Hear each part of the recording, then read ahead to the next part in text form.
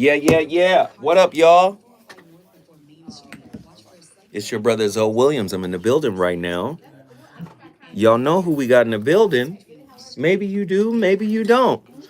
We don't have our normal promotional flyer out. That's all right.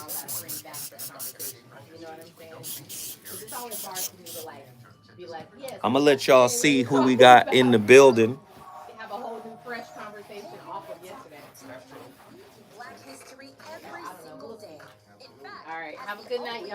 All right now, Robin. Everybody hit that like button. Get in here. Hit that like button. What up?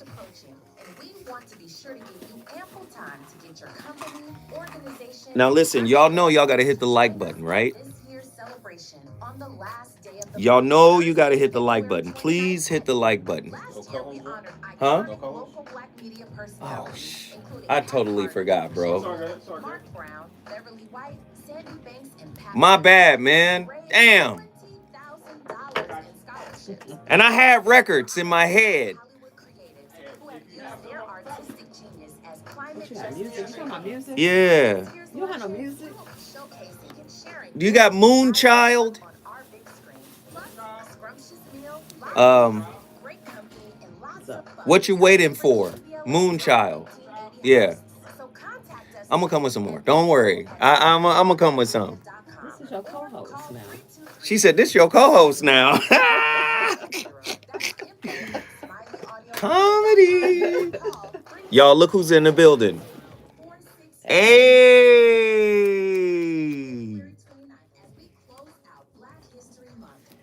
True monger.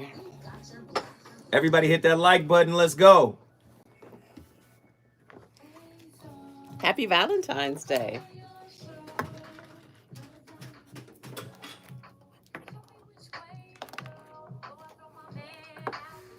Okay, hold on a second, Keisha. Who's that? Third Eye asks, who's that? Exactly what's going on because it takes two to tango, and I need to hear his side of the story. Attila, hi. Yeah, it's Valentine's, so they say. But when you love every day, February 14th ain't nothing.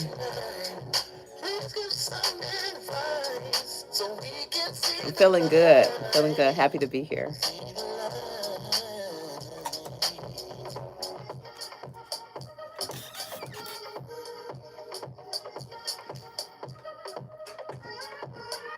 Third Eye. Who is this Third Eye? Love, what's that? We're going to talk about it all night long, I think. Third Eye.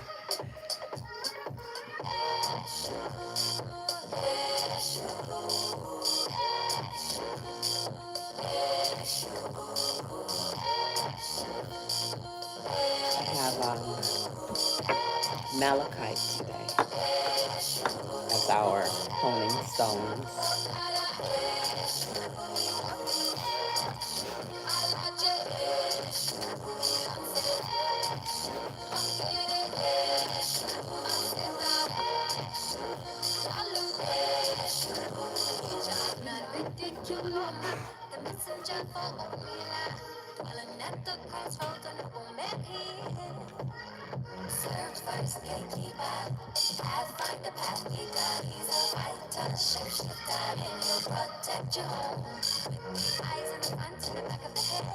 He says, Attila says it sounds great.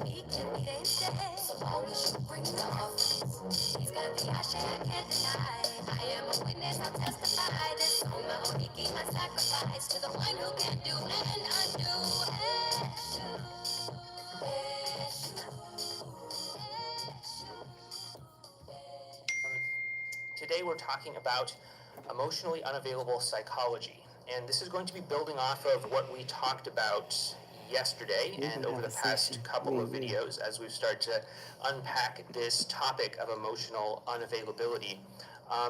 But I want to really get into this because we did talk about this in the Q&A of one of the previous videos, but it's kind of important, so I want to really lay it out here as its own separate video. And that is what exactly is driving emotional unavailability? What exactly is happening that explains the behaviors of emotionally unavailable men and women? And kind of how is all of this playing out? So as we talk about this, the important thing to keep in mind is that emotional unavailability is predominantly centered around the idea of idealism or perfectionism in a relationship or in a partner, right? It's about more of a fantasy, more of an ideal, rather than actually being grounded in what may or may not actually be happening in reality. And that's the key difference between emotional unavailability and availability. But we'll get into this. So also, I'm going to be talking about the dynamic between emotionally unavailable people, and I'm going to be using the terms emotionally unavailable man and emotionally unavailable woman. These terms are not exclusive to men or women. These can happen, in the reversed way. These can happen in same-sex situations, and so on and so forth. But in order to keep things simple, because 9 times out of 10, the emotionally unavailable man behaves like the man that I'm going to describe in this situation, and the emotionally unavailable woman behaves like the woman in this situation. So without having to elaborate and put 100 asterisks on all of this stuff, let's just kind of keep this understanding moving forward so that we can all be on the same page about all this.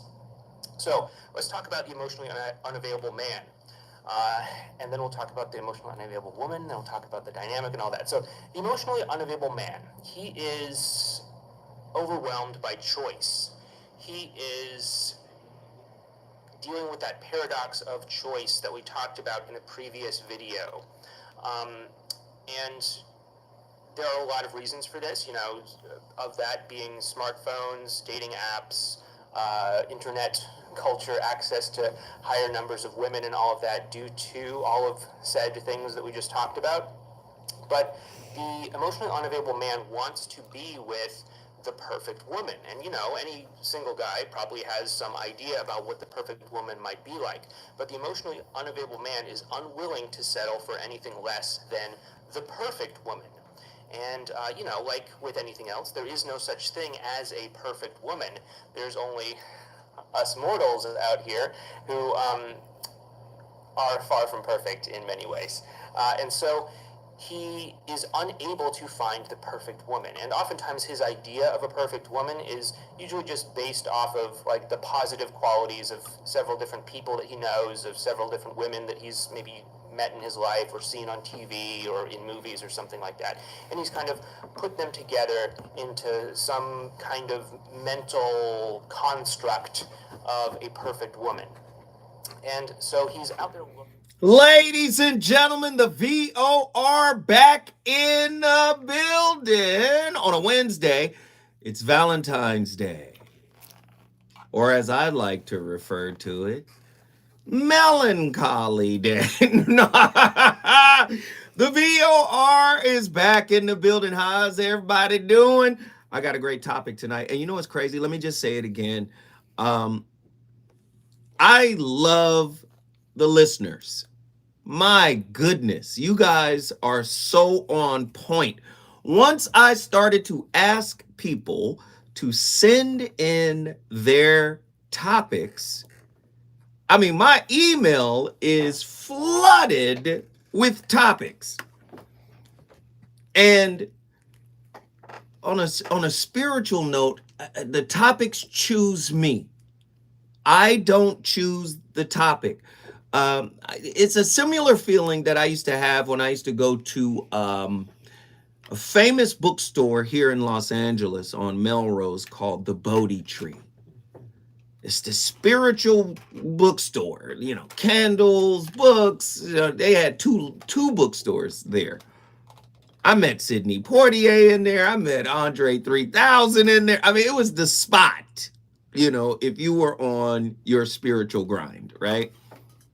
So I would go in there not knowing exactly what I wanted in terms of a book. And I would allow the book to choose me. Man, the topics are choosing me now, and I appreciate you guys for sending them in. If you want to send in a topic for me to cover, please, please, by all means, email me at VOR, as in voice of reason, VOR 106 at gmail.com. VOR 106 at gmail.com. The reason why I chose this topic today, and I chose it around 3 p.m. this afternoon. Now, that's late for me. Normally, I'll have a topic up and running by 12, but I didn't have a topic. And I was having a conversation with a bartender at the local cigar lounge where, you can find me, right? So I'm at the cigar lounge, and the young lady was saying to me, she said, "You have an unapproachable energy." I said, "What?" She was like, "Yeah, man, you're very guarded and insulated and isolated." And she was like, "Now, there have been times where I've seen you come out of the cave." They call the chairman's lounge a cave now because I'm usually the only one in there. And so I see you come out and you'll interact a little bit and then you'll go back in the cave. And for the most part, most people forget you're there because you don't really interact. She said, "Your energy is isolated and insulated." She was like, "You do not come across as available." I said, "What?" Now, this is stuff, I'm self-unaware in that way. And, I can acknowledge it, right? Young girl, like 30, beautiful, 5'10", chocolate, gorgeous, just got there. And she was like, "From what I can see, everybody has positive things to say about you, but you're like a ghost in here. Your energy is not easily accessible." So I was like, wow. And then I went to my email and I was like, there it is. Here we go. That's what we gonna talk about tonight. So, and of course, I jumped in with 2 feet, and I got a legend in the building. Yeah, I've got a legend in the building. This is a voice of reason legend. Have you noticed that I rarely bring on male clinicians? Now, I brought on 2 male clinicians, and they were white. They happen to be some of my best friends. Dr. Mark Goulston, love him. Rest in peace, Dr. Mark Goulston. And my other friend, man, Dr. Alan Berger, brought those 2 guys on. But for the most part, it is just Dr. Jashana Johnson, Dr. Sunshine, Dr. Pakoya McCall, and of course, we're going to call her doctor tonight. Dr. Delana Zimmerman is back in the building, ladies and gentlemen. I'm so excited. We're about to cook. Tonight's topic is fire. Listen to this topic. I'm single, but I'm spiritually unavailable. Oof. What does it mean to be spiritually unavailable for intimate relationships? I've got questions. Los Angeles, I need to hear from you tonight. The number to dial is 1-800-920-1580. Of course, this is a non-judgmental space. All perspectives and opinions are valued here. What does it mean to be energetically / spiritually unavailable for intimate relationships? What does it mean to be spiritually unavailable for intimate relationships?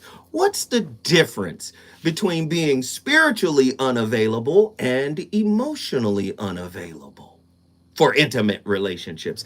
Can you be spiritually unavailable while being emotionally available? In other words, the superficial stuff, the sex, the Netflix and chill. Can you be in your spirit disconnected from a person that you just passing the time with? 1-800-920-1580. What are the signs of being spiritually unavailable for intimate relationships? How does being spiritually unavailable affect your ability to form deep connections with others?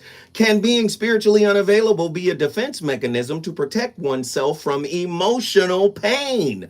1-800-920-1580. How does one become spiritually unavailable for an intimate relationship? You know what? I'm not going to give you a piece of my spirit. I'm going to sequester my spirit from this interaction. Is that even possible? 1-800-920-1580. Get ready, get ready, get ready, get ready. Get to your phone lines. I want to know what you think about tonight's topic. How does one become spiritually unavailable for an intimate relationship? When we come forward, me and Dr. Delana Zimmerman, author, speaker, television show host. Oh yeah, she's all of it, man. She's a star, the whole nine. She's gonna cook with the rarest grease. When we come forward, the discussion begins. The reasons that we're here, the reasons that we... What was the Moonchild record again? What you waiting for? What you waiting for? Of Reason with Zoe Williams on KBLA Talk 1580. You like the setup? I do. At KBLA Talk 1580, you ready? Just save it. You know I gotta keep it. Yo, yo, yo, everybody hit that like button. Hit that like button, yo. Everybody gotta hit the like button. Everybody's gotta hit it. The like button is free. Support the channel. Another fire topic. Listen, for the last all of 2024, the topics have been absolutely bonkers. Y'all can't play with me. The topics have been out of the park. I need y'all to support this channel. Everybody hit that like button, all right? Hold on one second. Throughout the city with food, fun, and forward-thinking conversations. Thanks to partners like LADWP, Metro, Caltrans, the Sierra Club, the California Community Foundation, the California Endowment, AQMD, MWD, and more. You'll also be hearing more about a couple of national town halls broadcasting live from Los Angeles, to which you will be invited. And we'll be rolling out a robust social media campaign on all our platforms, as well as an outdoor media campaign, all designed to educate, enlighten, and empower you in our fight for climate justice. We want cleaner air. Caring about the community means caring about the climate. At KBLA Talk 1580, we believe that we really can change the world if we care enough. Care enough. Care enough. Care enough. Do you have both Medi-Cal and Medicare? If so, the new LA Care plan called Medicare Plus can help you get the most out of your health plan for $0. LA Care provides personalized service to Angelinos like us. Plus, it gives us access to doctors and specialists across Los Angeles County. For zero cost, we get access to full benefits. From vision coverage In-home support services to prescription drug coverage, And a quarterly over-the-counter allowance. plus personal equipment. Meal programs. A gym membership. And so much more. for more than 25 years. LA Care has provided Angelinos with access to quality You got- health care at an affordable You got price. crystals and all types of powerful magical tools. Let me see. I think my homeboys. There's always something on this table. Moonchild. I'm gonna just play any Moonchild. On to me. On to me? Yep. Okay. Addiction is so isolating. And Yeah, so, Malachi. as a black woman, I think I had a recovery, crystal hope with me. Must be loud. It grows louder. My when you homeboy ask gave for me a help, crystal the other when you're day. vulnerable. He was It like, yo, is the thread that lets you know that need no some matter what protection. happens, we'll be okay. He was like, take The this. power of hope. He said, and keep it with you. Find out how at I don't know what it startwithhope.com. is. Brought to you by the National Council for Mental Wellbeing, Shatterproof, and the Ad Council. My homeboy was like, take this. It's the voice of reason with Zoe Williams on Oh, wait, I KBLA have Talk a 1580. one around my waist.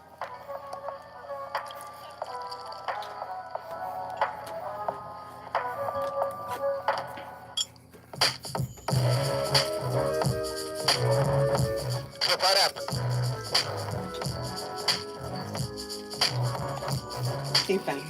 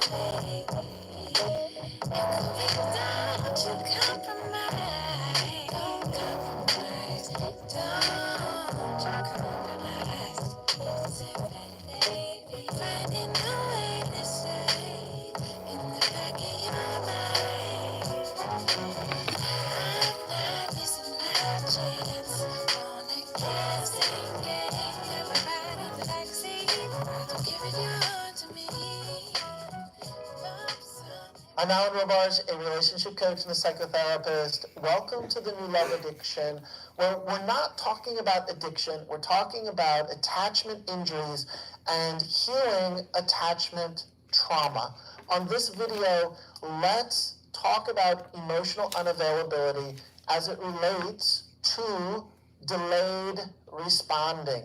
So we're talking about a response, having someone respond with a delayed reaction. So this example that I'm giving is very subtle. We are breaking down very specific behaviors.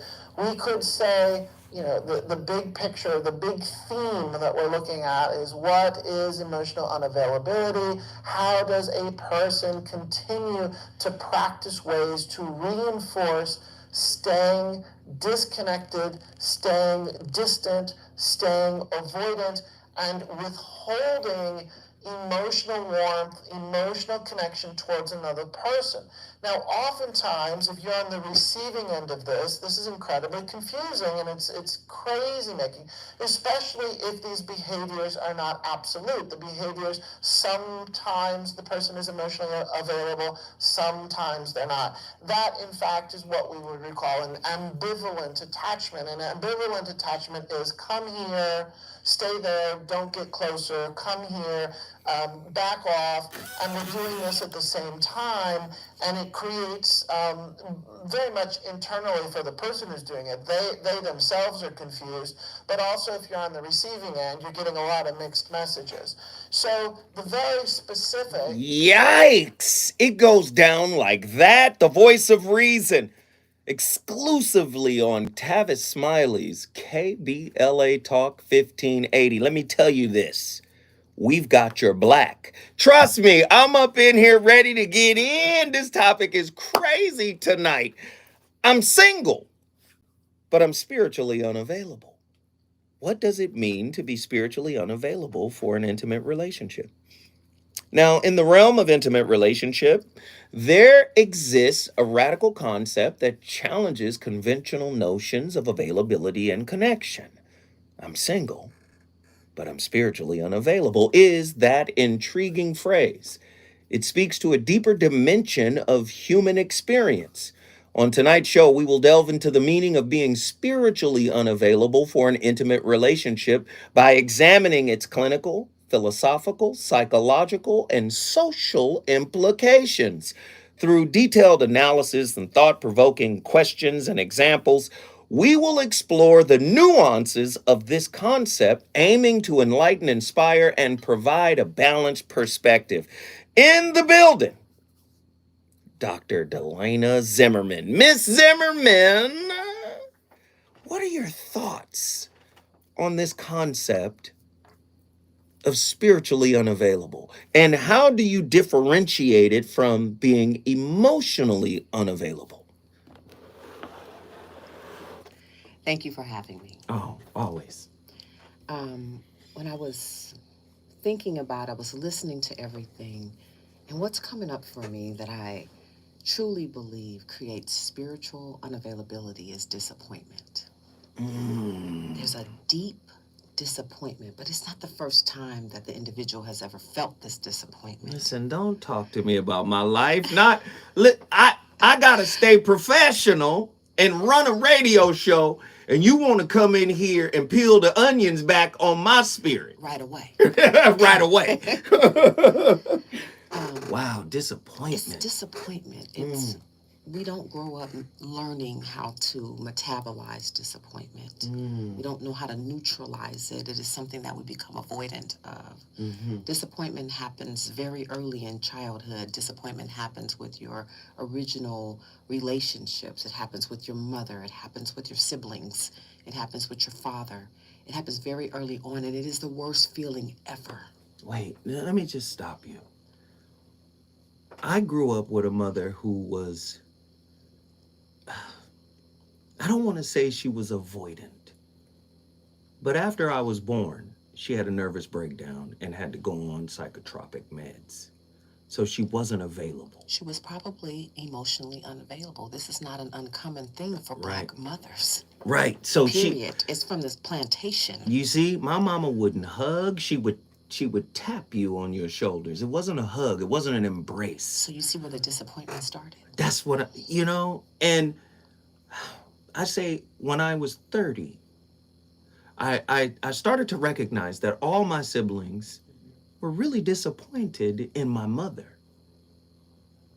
And I just something in me said, forgive your mother for not being whatever you thought she was supposed to be. Mm-hmm. And when I did that, our relationship shifted. They had known her in a way until you came along. Right. Oh, come on. That disappointment was different from yours. Right. Just in my life, I started moving and doing and music and TV and I just said, you know what? I'm great. I'm good. And I attributed that to her. And I said, hey, Mom, I love you. You got us here. And in my spirit, I was like, and you wasn't all the way there. And you got us here. No drug addicts. Nobody went to jail. You did the best you could do with what I freed her of that while the rest of them couldn't. It was all you knew. Come on, talk to me. It was all you knew. That version of love was all you knew. Mm. And so maybe your siblings had another version of your mother, and it changed. So their disappointment is for other reasons. And so this deep disappointment plays out in other relationships. We experience disappointment. If we're going to be in a relationship with human beings, we're going to be disappointed. We're going to be disappointed. Oof. And that's fine. Because I think the guy who was talking earlier talked about being in relationship with the ideals of people, the ideal of people, and who they actually are. Right. And so mostly our disappointment comes from idealizing people, idealizing men, idealizing women, idealizing friends, parents, lovers, governments. It doesn't matter. We have these ideals or fantasy of what people are going to be or should be to us or what they should provide to us. And so there's our disappointment. Here we go. The ideal, the actual person. Here we go. Ladies and gentlemen, you're listening to Dr. Delana Zimmerman. She's on the Voice of Reason cooking. She got the rarest grease up in here. Listen, when we come forward, don't be afraid. Call us. We got callers on the line already, but don't be afraid to call. 1-800-920-1580. Woo! Now see, when I was young, I was disappointed. I was like, what are you doing? I was critical of my mother when I was young. Like, what's going on? But by the time I grew up, 21, I was like, oh, okay. Mom's is good. Y'all stop tripping. Mom's is good. Like, my sister was mad. Okay, wait.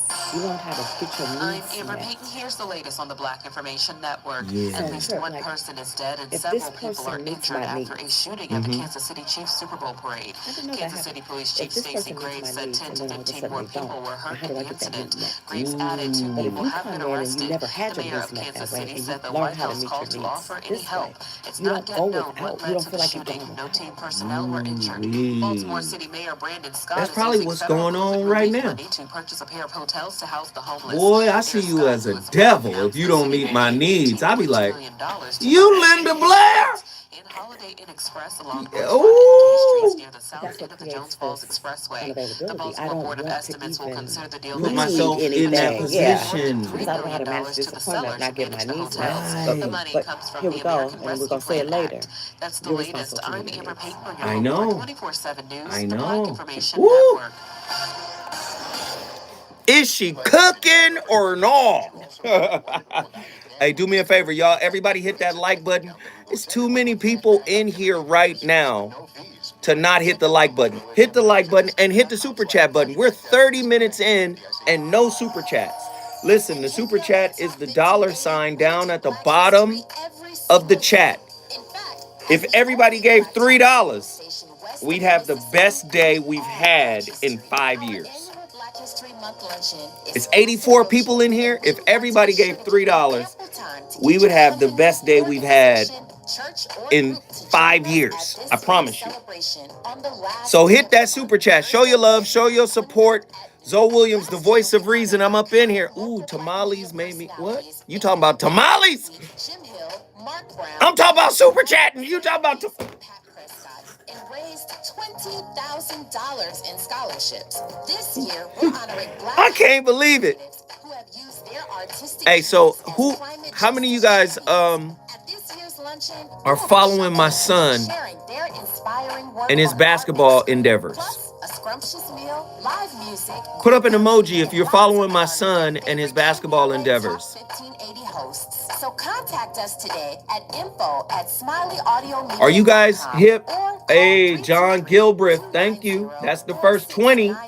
He put 20 on it. I asked for 3. Come on. Y'all follow John Gilbreth's lead. How many of you guys following my son's basketball exploits? Black History Month. At KBLA Talk 1580, we've got Shug, your there you go. Mac Shug 510. Thank you, brother. We rolling. I get new information through you. Okay, so let me tell y'all. His team in Europe canceled the rest of the season because they can't pay the players. If you're a senior or income qualified, you may be eligible for Easy Save to receive discounts and also qualify for. He called me today. He's like, Dad, I'm coming home. I was like, what? He was like, yeah, they struggling. They can't pay the players. Now, they've paid him all the way up until this month. So he's made the majority of his money. He only got 4 or 5 games left. But they ran out of money. So he was like, Dad, I'm coming home. I said, all right. Apparently he didn't like it. He didn't like it there. And they actually have a game tomorrow. And the team was like, can you play? He was like, I'm not playing. Not for free. I'm not playing. And what's crazy is some of the better players on the team, including himself, have been getting offers from other European teams to buy them out of their contract. So he has 6 teams vying to buy him out of his contract, but he told them all no. He wants to come home. He's like, I'm coming home. I want a break. Literacy and creative engagement. The San Fernando Valley has a population of about 500,000, the size of the city of Oakland. He was like, I'm coming home, Dad. Full-fledged cultural spaces until Tia Chucha's opened its doors. Live in a minute. Founded by renowned poets. What up, y'all? Everybody hit the like button. The likes are still where they were. We got 81 people in here and 36 likes. That's disrespectful. That's disrespectful. Please show your love. Healing art sessions and healing talking circles. Activities also include Let's see the Meteor Man crystal again. Indigenous cosmology, philosophy, and 2 weekly open mic nights. Or this is that little green crystal that Superman had when he threw it. Film screenings and art exhibits. Huh? This might just be glass. This might be a recycled 7-Up bottle. I don't know what this is.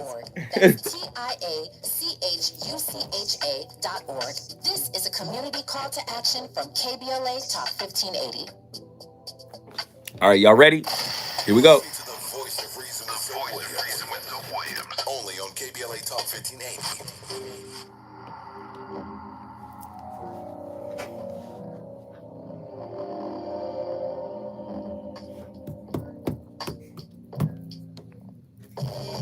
Just had a fight with my mama over some trivial tone.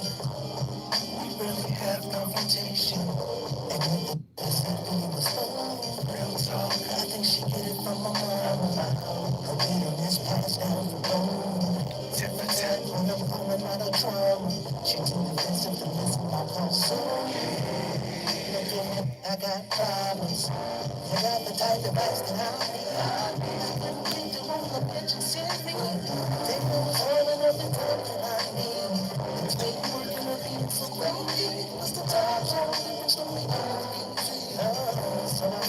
calling her. Eternal life, their mercy, I gotta pray to me. Forces the show. Forces the show. So just lay back in my hands. So everybody told me so.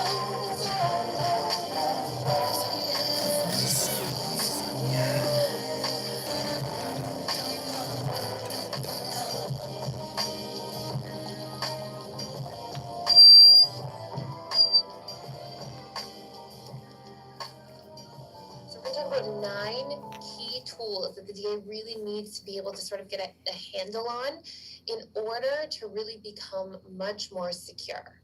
And these 9 key tools aren't in like any particular order, like to an exact sort of format, but they do generally tend to follow the format that is most beneficial for DAs. Some of them may interchange a little bit. So for example, you might think like 4 and 5 can sort of switch places, and that's totally okay. 2 and 3, things like that. So it's sort of the format I tend to see the most, give or take a little bit. Okay, so tool number 1, it's really important for the dismissive avoidant in terms of their stages of healing, is getting to know oneself. Okay, this is like basically for all attachment styles, and this is really like needs and desires, but for dismissive avoidance, there's a particular emphasis on getting to know your own emotions. Ending the cycle of that sort of emotional suppression is our number 2.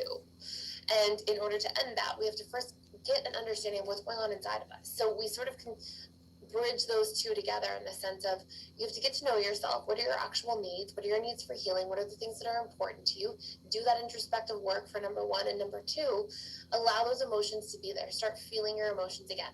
I know this is a very scary experience for a lot of DAs because so much of your survival subconscious programming was built around not allowing yourself to feel. However, those are really outdated strategies in our adult lives. And emotions, just because we feel our emotions doesn't mean we have to express them in unhealthy ways onto everybody around us. We can feel our emotions, go inward and resolve, hey, what's going on that's causing me to feel this way? Maybe I'm feeling insecure. And then I go inwards and I realize, oh, I've just been telling myself this story that I'm disliked by everybody in the room. Oh, that's why I feel insecure, because I'm storytelling to myself based on some kind of old wound or fear.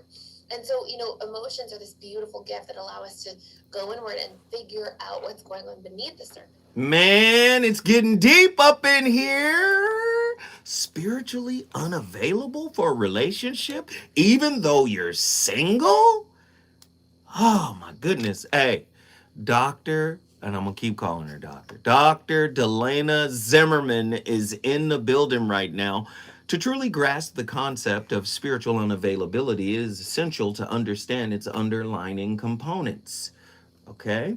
At its core, being spiritually unavailable for an intimate relationship refers to an emotional and energetic state where one is unable or unwilling to fully engage in a deep, soulful connection with another person. It goes beyond merely being single or uninterested in pursuing a romantic relationship. Instead, it encompasses a profound disconnection on a spiritual level. Now, Delana Zimmerman talked about disappointment and the aversion to being further disappointed by engaging in these deep exchanges that connection brings.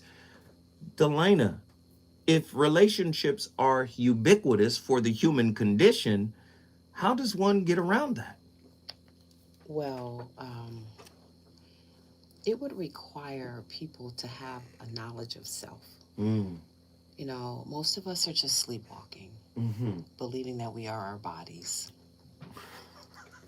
Keep going. We came to this planet, our souls, our spirit came to this planet, grew a body, and we live in a world that teaches us where our bodies, the reflection of what comes back to us. And so we feel these feelings in our bodies, and so we're trying to avoid feeling these feelings in our bodies. So our bodies are governing our choices. Our self-centeredness is governing our choices. Our inability to manage our emotional nature is determining our choices, our peace, our ability to expand, our ability to connect, and to do what it is we came to the planet to do, was just to love. Wait a minute, you're talking about a psychosomatic connection here. Yes. And so if we're feeling these emotions, if they are classified as negative, then when they transfer themselves from the psyche into the body, now they manifest as tension, as pain, as discomfort. So, how do we untie those knots in order to feel in a healthy way? Because most people refuse to feel, especially if the fear is this feeling is going to hurt. Talk to me. Well, there is no pain. It's not actual pain. Mm. It's an old feeling. It's historical. It's ancient in your body from your childhood. It's in your nervous system. Mm-hmm. I mean, it is stored in the mind, in the brain incorrectly, like literally, like literally. So how? Your answer, your question was how. Mm-hmm. First, you have to wake up. You have to understand that there's more to you than your body. That there is a soul that exists within you, and there's a nervous system. There's a body, mind, spirit connection. Mm-hmm. If I don't know that, I'm not going to treat it. I'm not going to find it, and I'm not going to find a solution. Mm-hmm. I'm just going to go through life trying to avoid feeling negative emotion. But emotions, negative and or positive, are just emblems, indicators. Mm-hmm. It's just letting me know something is going on. Check engine. Check engine light. Check the oil. Gas light comes on, you say, hey, get some gas. Check engine engine light comes on, you say, woo. Oh, Lord. Wait a minute. Right, but it's still just letting you know. Go to the diagnostic machine, put it on the machine, find out what it is. Mm-hmm. It might cost you more Mm-hmm. than gasoline, but it's just information. Mm-hmm. Yes is fine, no is fine. I don't want to do it anymore is fine. I want to do it with you is fine. It's all fine. It's just letting you know what destination you're supposed to be at now. Relationships start and they end. For one reason or another. Even if the ending is death, relationships start and they end. Mm-hmm. But you cannot have something with this person and then have that same thing with the next person because there's only one of these people. So you have to give yourself an opportunity to say, what did this person come into my life to give me? What did I give them? If I'm not living, learning, and practicing in relationships, people come into my life to expand me, to teach me. What do I need to release? What do I need to grow? What do I need to evolve? I don't need to shut down and not learn myself. I can't know myself fully without the relationships of people. I am only going to be existing. I can't even be in my purpose. Wait a minute now, because this reminds me of the relationship dismount, how to stick the landing when exiting a toxic relationship by Zoe Williams. In chapter 3, we talk about the cocoon. So how long should you stay in the cocoon processing what you just came out of before you transition to the next situation? If you've been in a 5-year relationship, a 10-year relationship, a 3-year relationship, how long should you stay in the cocoon, getting yourself ready by answering those questions? What did I learn? What did I give? What did I come into this relationship to receive? How did it change me? How long should you be in that cocoon? 9 months, a year. I mean, just being liberal. I don't think we have enough time to be sitting around, licking our wounds or whatever, spiritually licking our wounds or No, I mean doing the work. Wounds. Yeah. I'm talking about doing work, seeing myself. What I need to do, look and say, am I resentful? What am I resentful at? Where am I selfish? Where am I self-seeking? Where am I dishonest? Where am I afraid? How did I show up? How did I show up? How has my self-esteem been impacted? What did I want? What did I need? Was it unrealistic? Was I in a relationship with the ideal of the person? Or was I in a relationship with who they actually were? Was I dating an image? Or was I dating the man or the woman? Oh, Lord, when we come forward, I promise callers, I'm going to get to you. But she cooking. She cooking. Voice of Reason with Zoe Williams. When we come City of Los Angeles landlords. Y'all cannot tell me that Miss Delana is not in here cooking. Rent control properties. An extra 1% per utility Yes. up to 6% can be added only What if is you this? pay the Is this entire another gas and electric spiritual bill. situation? And don't Oh, forget to give your thank you, tenant an Truemonger. advanced 30-day written notice for rent increases of less She than on 10%. fire, though. Latoya State said with law. grapeseed Learn more about oil. the rent increase at Man. housing.lacity.org. That's housing.lacity.org. JP Morgan Chase is building on the investments in California She and around good. the country to help close the Yeah, racial she wealth good. gap and build a more equitable future. As part of JP Morgan Chase commitment, they are taking action to help improve financial wealth and access to banking in Hey, the Black thank you, community, Truemonger. helping more people Family, open y'all got to hit low-cost that checking super and chat. savings If you accounts. really love this Hosting community content, please seminars support with the supportive channel. Black-led institutions by building awareness about financial investments, hiring community managers, and opening community center branches like Crenshaw, Inglewood, in downtown LA. Visit today, jpmorganchase.com/racial equity. I'm staying on point. This is one of those shows you should call into for sure. Visit today, jpmorganchase.com/racial equity. What that Again, is? jpmorganchase.com/racial equity. Are they McCullough? Yeah. I just, when you get to going, I'll be like, let her rock for a minute. Let her rock and roll. Cooking pot. Okay. Oh, now I see it. It is a pot. Leveling the playing field and ensuring that everyone can have access to the justice system. All right, y'all. Every year, LAFLA provides free, We're at 28 bucks. to more than 100,000 people. Can I get y'all to work? Across Greater Los Angeles. Let me see. Their unique combination of neighborhood offices, We don't need that. centers at courthouses, Is that you? domestic violence Is this you? clinics, puts Legal Aid Foundation of Los Angeles on the front lines. That's you. Okay. So we're going to keep you here. Turn it down. LAFLA's expert team of attorneys, paralegals, and support staff works Is it? to provide So that's not you. Because I'm turning it down. provide referrals, and educate the community about Is their this you? legal rights through There you go. workshops and seminars. With locations all over LA, you can access their services or volunteer to help no matter where you live. That's and if me. you have an urgent issue, call 213-235. There it is. All right. All right. Come on, y'all. Hit that super chat. Show your support.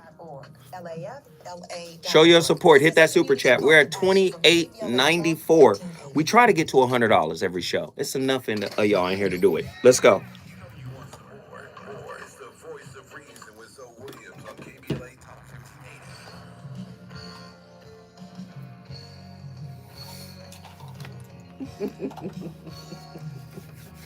With all my heart.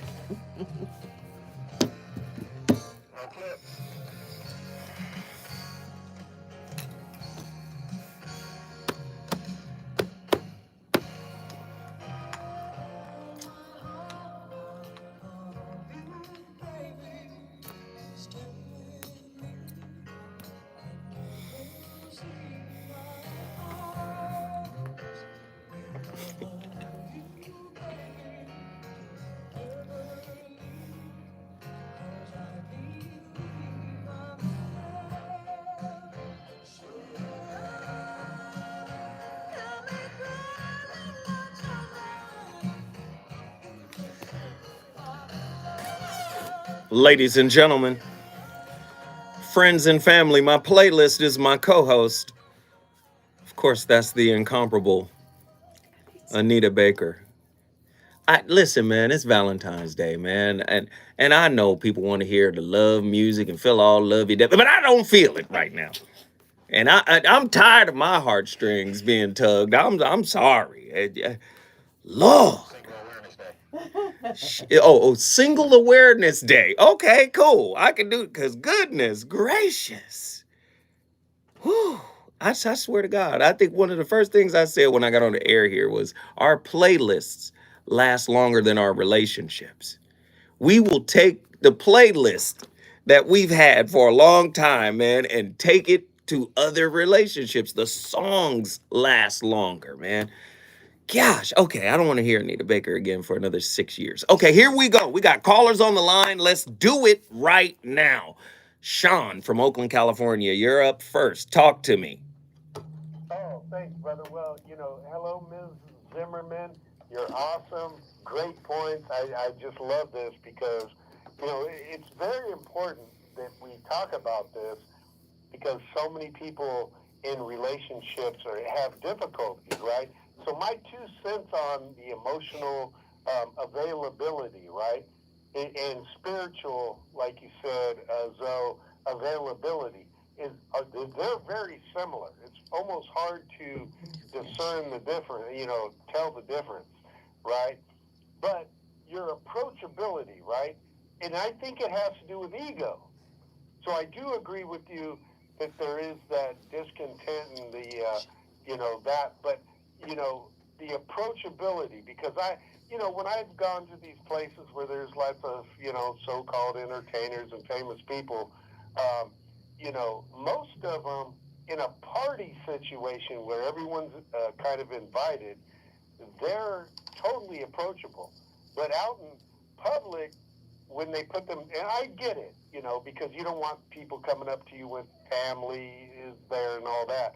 But if you're just kind of out and about, to be approachable, right? But in a relationship, be approachable.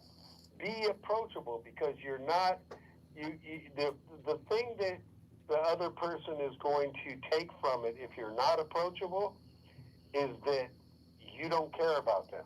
You're not, you don't, care what they think. And it may not be true, but part of that, I think, brother, is ego. Because we don't want to let it out. Let it go. Be open. Be open with people that you want to love you.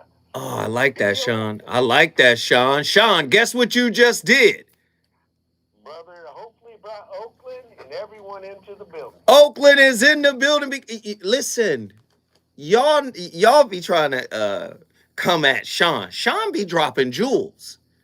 You know what Sean is talking about? He's talking about freedom of expression. And you can't do that from a fearful and egoic space. You suppress your expression if fear and ego are driving the ship. You know who said something similar to that? In a totally different context, it was Bruce Lee, talking about martial arts. His whole thing was freedom of expression. This is why he said, be water, my friend. He said, you pour water in a cup, it becomes the cup. You pour it in a glass, it becomes the... That's a level of freedom. To be able to conform without judgment to a particular situation. That's how you express yourself. I hear you, Sean, and I love what you're saying. Miss Zimmerman, what are your thoughts on what Sean said? Well, fearlessness has to be a component of relationships. So it doesn't mean that you don't experience fear. It means that you practice courage or openness or empathy or compassion. You eat from the tree of love in relationships.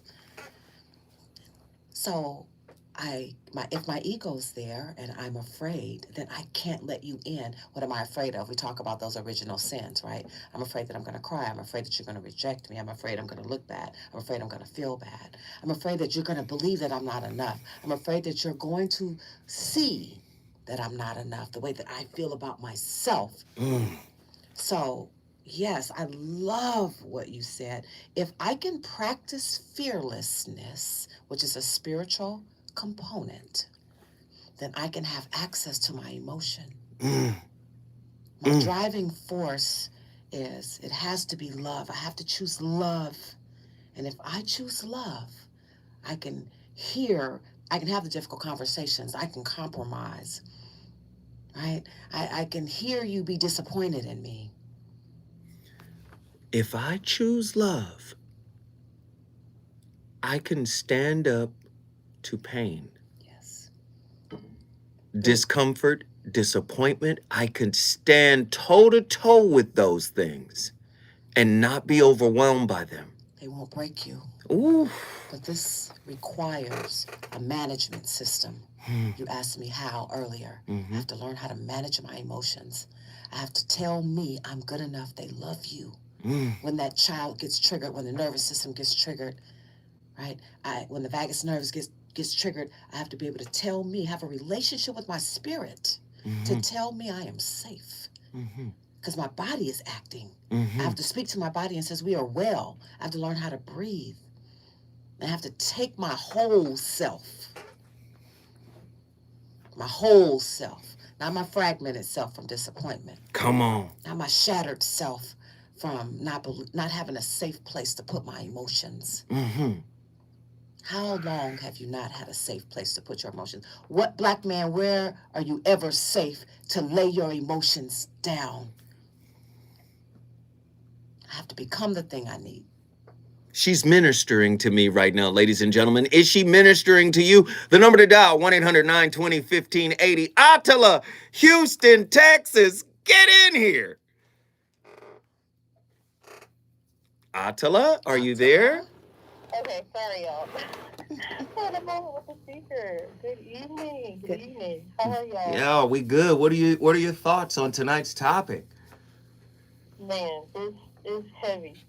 Singles is spiritually unavailable. I mean, I don't know. I kind of think that spiritual unavailability can actually be a protection in the wrong circumstance. Ooh, right? okay. You know, you talk about having what did the girl say, that you don't seem approachable? Well, you know, okay, so I'm a manifestor in human design. We're known to have a closed aura. I feel like part of that is due to a protective mechanism that when it comes to your anointing, you can't always share with everyone. Oh, wait, hold on. You cooking. Wait a minute. Hold that thought. Attila, when we come forward, you done tapped into human design? I'm a manifesting generator. Uh-oh. When we come forward, it's about to get even deeper.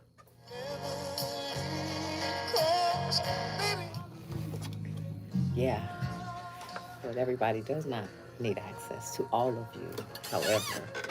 Yeah, I'm a manifesting generator on the 3-5 line. Yes.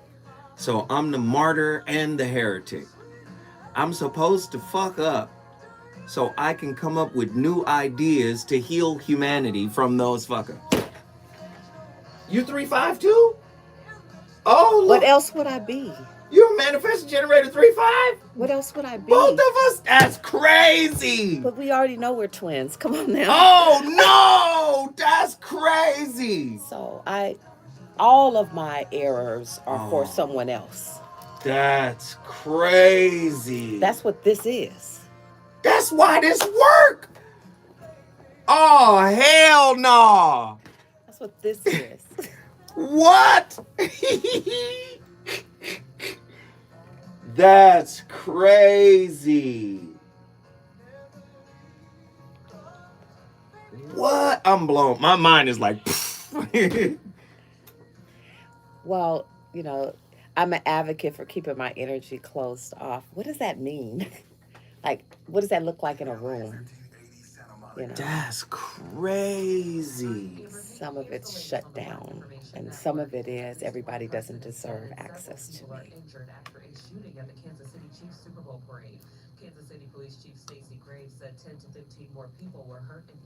That's crazy. The mayor of Kansas City said the White House called to offer any help. It's not yet known what led to the shooting. No team personnel were injured. Stoic to a degree, yeah, but that's protection. She says I'm a manifestor 1-3. It's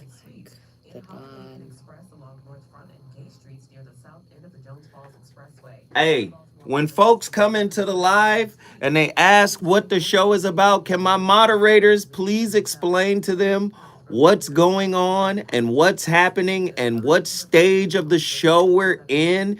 Can you guys just give them a brief understanding so that they can get their bearings once they come in? Please let them know what we're doing. I'm like Pretty Brown. I love sharing my emotions. Pretty Brown Mimi. Mm-hmm. Yeah, Pretty Brown Mimi. But you have to be fearless. Nobody can hurt me. Talk to me. I'm never hurt, harmed, or endangered. I just have experiences that some of them make me cry. But all of it is just triggering my mother shit. People push my mother buttons, and that's it. And okay, I need to learn how to manage that better. I do. What you gonna hurt? My feelings? What you gonna say? You don't want to do it no more? Okay, bye. I'm finna go to the hill, hike, and get back to my center, and launch again. And launch again. I like that. You gotta launch again. Yeah.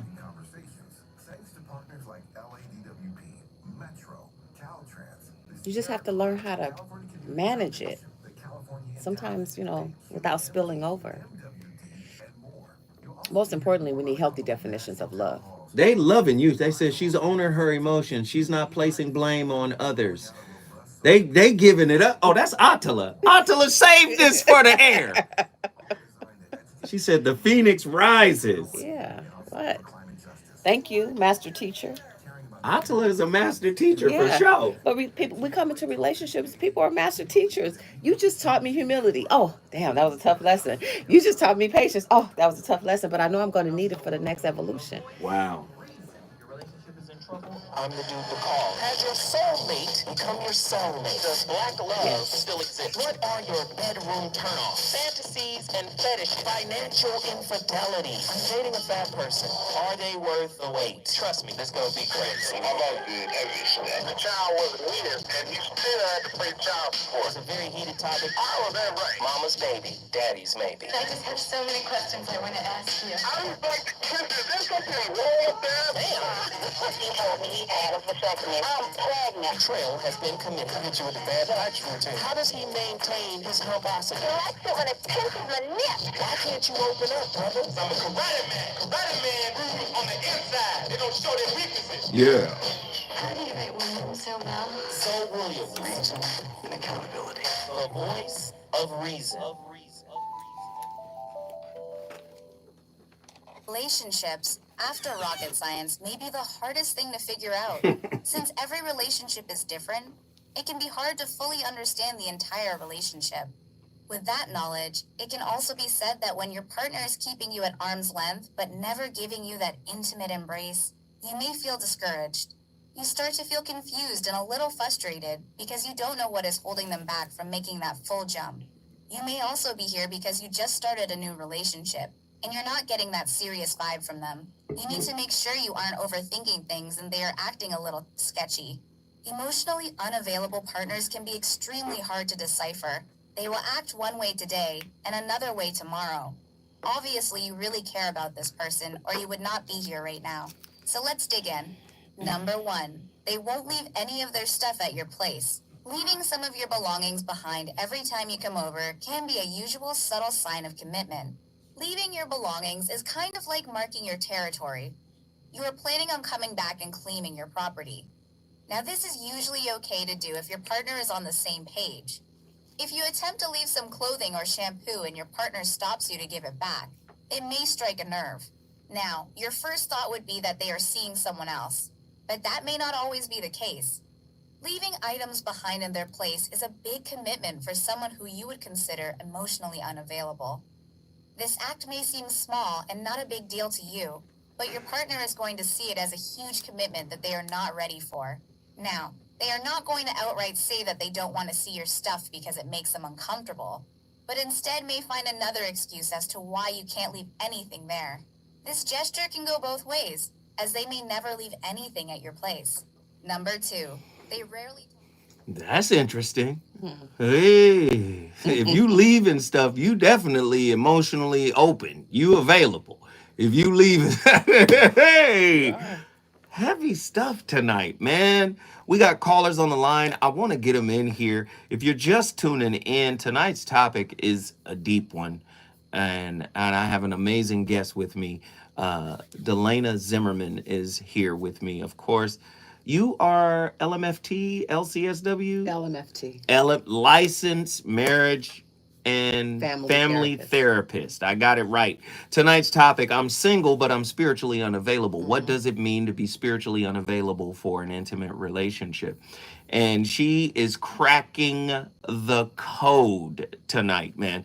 Very deep. We're talking about the difference between emotional unavailability as well as spiritual unavailability. And I don't believe that it is semantics.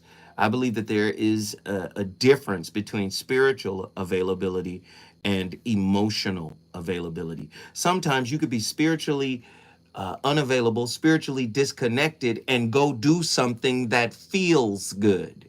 There's the emotional connectivity right there. This is why they have that old saying, if you want to get over somebody, get on to the next one.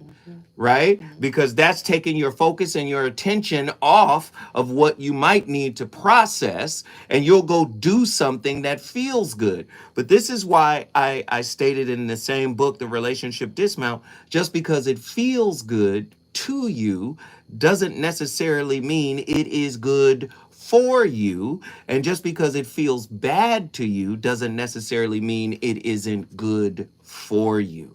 A lot of people get that little nuance twisted, way twisted. But we got callers on. Let me get Attila back in here to finish her thought. Attila? Yes, sir. Okay, so I kind of wanted to address Dr. Delana's question about how does that function in the room. So something that I've observed with myself is that I have walked into a room, you know, you get ready to, let's say, open the door, people will move out the way when I come because my energy field is that strong. I've seen situations where I'll get in line and people will turn around and look at me to see who's behind them. So I say all that to say, perhaps it's not spiritual unavailability, that's the question. Maybe it's spiritual unattainability, that's the question. Spiritual unattainability? For people? Yeah, you're right. So, in regards to like a relationship, if I am ascending and my partner isn't, perhaps they just haven't attained a certain level that maybe I'm on. And so maybe that's the disconnect. Maybe it's not so much that I'm unavailable to them. Maybe there's just a certain level that we need to reach together in order to reconnect. Because I'm wondering, is it a question of alignment or a question of being unavailable? Well, they're different things because sometimes in relationships you are moving through life at different frequencies. You can still be in a relationship with each other, but you may be moving at different frequencies. So I would say that may cause misalignment in the interaction or the emotional stability in the relationship. You know, you guys are maybe experiencing things different ways, different perceptions. But I think what we're talking about when we say spiritual unavailability is that you're not even emitting a signal. You're not available to join frequencies with another person. And I think what we're talking about right at this exact moment is that you still have a soul tie or a spiritual tie to the previous experience. Remember I said earlier that the body is determining my choices. I don't know I'm mind, body, and spirit. I'm not always aware of it. So when I feel these feelings in my stomach or my chest and my throat, I don't want to feel it anymore, you know. So when relationships end, I'm single, right? And I'm spiritually unavailable. Oftentimes is that I'm in the addiction phase. I don't want to go through the withdrawal symptoms of releasing this individual. So I stay connected and trapped in almost like a web of what the relationship was or what my ideal of the relationship was. And I keep hoping and praying that something magical is going to occur in my life because I liked when it was high. I liked when it was good. I was sure that this was my person. And so we have to understand that when this thing ends, it requires a withdrawal period. And the body doesn't like that because it's not getting the serotonin that it needs, that it usually gets from the phone call, from the text. You're not getting access to the oxytocin. You're not smelling that person anymore. You're not getting the pheromones anymore. So the body is like, where is my drug? Where's my thing? Where's my feel-good thing? And so what happens is if I can't have it, then I shut down completely and I don't allow any access to me. So that's what I think the difference is with a misalignment or a difference in alignment. Remember, we emit frequency. Like you said, you get in line, somebody's got to see because they feel the energy of it. But sometimes we're stubborn and we don't want to risk right now disappointment. We don't want to risk growing into the next phase of our development. We may not even have faith that we can feel that pleasure or peace again. Attila, guess what you just did with them questions, child? Houston, Texas is in the building. If you want to bring your city in the building, all you got to do is call us at 1-800-920-1580. Non-judgmental space. We want to hear your perspective on this. To speak to what you were saying about self-awareness, self-awareness plays a crucial role in overcoming spiritual unavailability. By developing a deep understanding of one's own emotions, fears, and desires, individuals can actively work towards dismantling emotional barriers and opening themselves up to intimate connections. But you got to get past those barriers before you can be open to feel what intimacy feels like without the filter of the unresolved past, or like I like to call it, the unrequited wounds demands. If you can feel intimacy without that, now you're at a different frequency, you're at a different vibration, and now you can even attain a different level of gratitude for where you are in the moment. Many people are so scared of feeling good in the moment, they run back to the known. Even if the known is toxic. 1-800-920-1580. Get to your phone lines. Self-awareness allows individuals to recognize patterns of behaviors and thoughts that contribute to spiritual unavailability, creating opportunities for growth and change. Here we go. When I come forward, I'm going to South Central LA. LA is in the building. Yo, if you want to bring your city, you know the routine. 1-800-920-1580.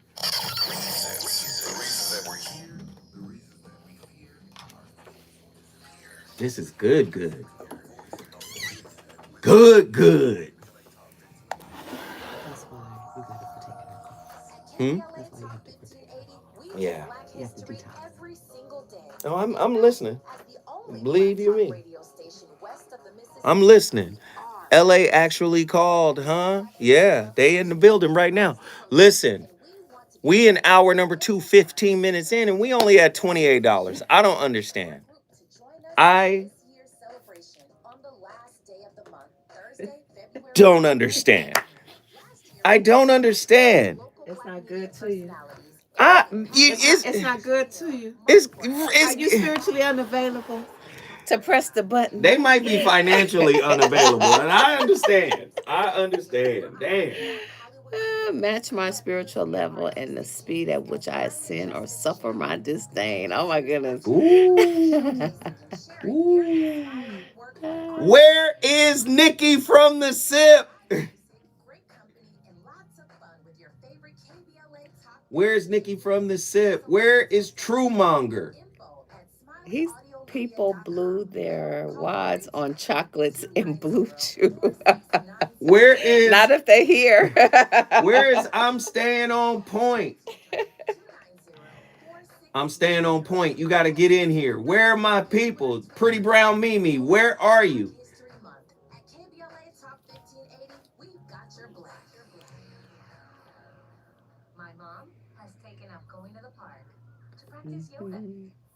Blue chew is funny. Hey, where Reggie at? Reggie, get in here, Reggie.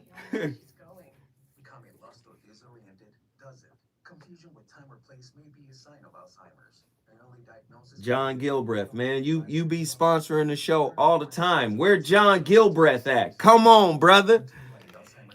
He said he did.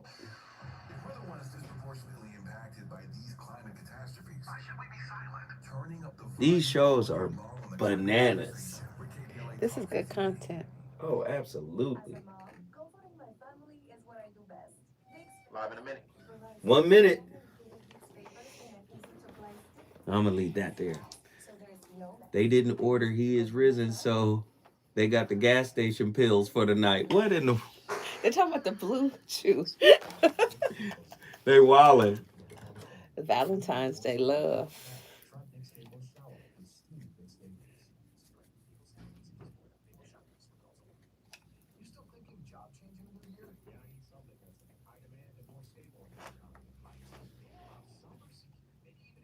Mentos edition.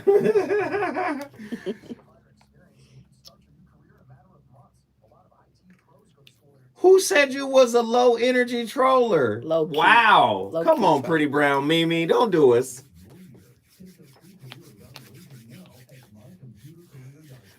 Malachite, right?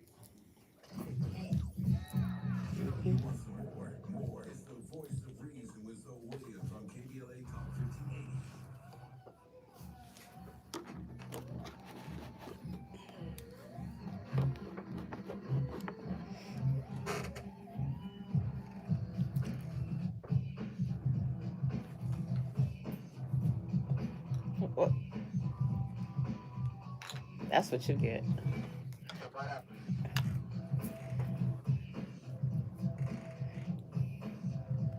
Wait a minute. Wait, hold on. Hold on. What track is this? This Mike? Janet. Bring it on.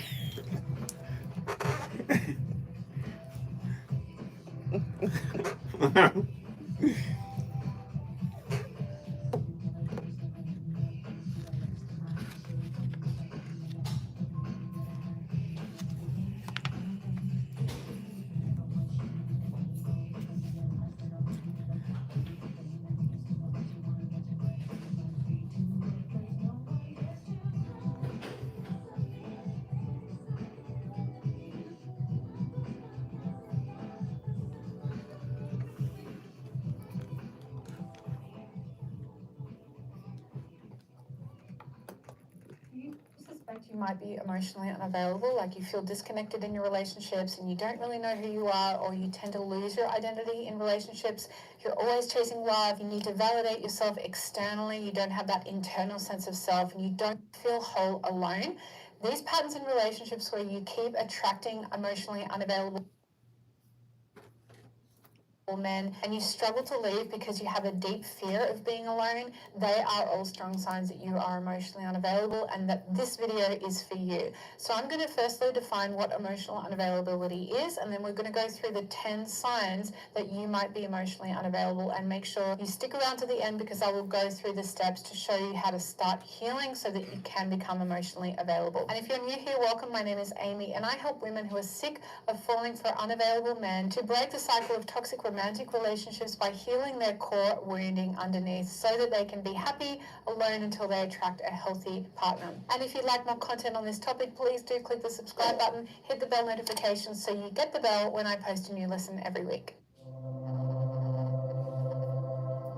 Before we begin, Heal Your Heart School is open for enrollment, so if you'd like to know more about how to work with me, make sure you stick around till the end of this lesson. So let's dive into what is emotional unavailability. The actual term means that you are unavailable to your emotional experience and you are detached from parts of yourself. So you have a superficial connection to yourself, you have a surface level understanding of your emotional world, but you're unavailable for whatever reason, which I will unpack, to connect more deeply to your emotional experience, to how you feel about yourself, your identity, and the world.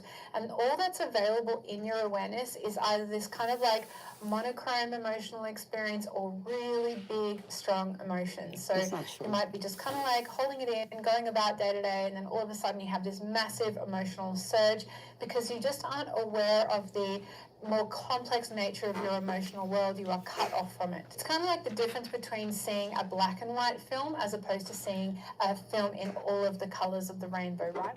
So, Delana, do people really struggle with processing their emotions? Because I'm listening to her and it seems like it's a real struggle for some folk. Absolutely. Well, I'm one of the folk, by the way. But I mean, if we don't know how we operate or what we are or how this machine works, then of course I have a problem managing my emotions. People don't even know emotions are chemicals released in the bloodstream that you feel in your body. Like we learn that in health class, that the endocrine system, but we don't understand the relationship to how it shows up on a Thursday night, or when you look at me like that, or when you use that tone of voice, and I feel that feeling in my body. I don't understand what just happened. It's fight or flight. It's fight or flight. It's nothing else. It's fight or flight. Wow. All the time. It's fear-based.